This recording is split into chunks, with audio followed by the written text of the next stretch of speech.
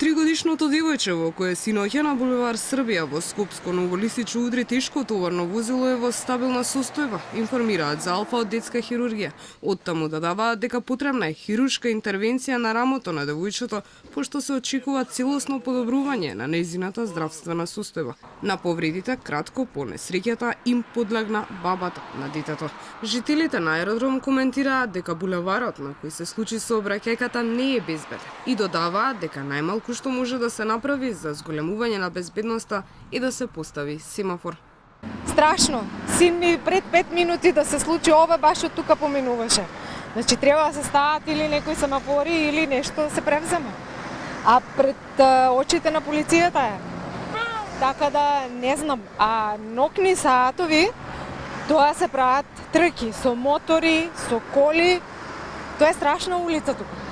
Сите треба да внимаваат, и возачи, и пешаци, а и трепкач барем, ова ми се чини најопасниот премин во Скопје. Многу пати се прикочува, се радува, или една колона те пушта, другата не те пушта, ќе те удри. Можно е, ако некој сака тоа да го среди. Секој треба да тргне од себе. Значи да биде одговорен учесник во сообраќајот, без разлика дали е пешак, дали вози велосипед, дали вози автомобил. Кога секој ќе поработи на себе, овие работи ќе ги редуцираме максимално. Кога и властите, оние што се задолжени за нашата безбедност, сериозно ќе ја сватат работата и ќе ја одработат онака како што треба, во тој случај се ќе биде решено. Од општина Аеродром веднаш се оградија. За булеварите надлежност има град Скопје, велат оттаму, но поднеле иницијатива за ново сообраќајно решение на булеварот.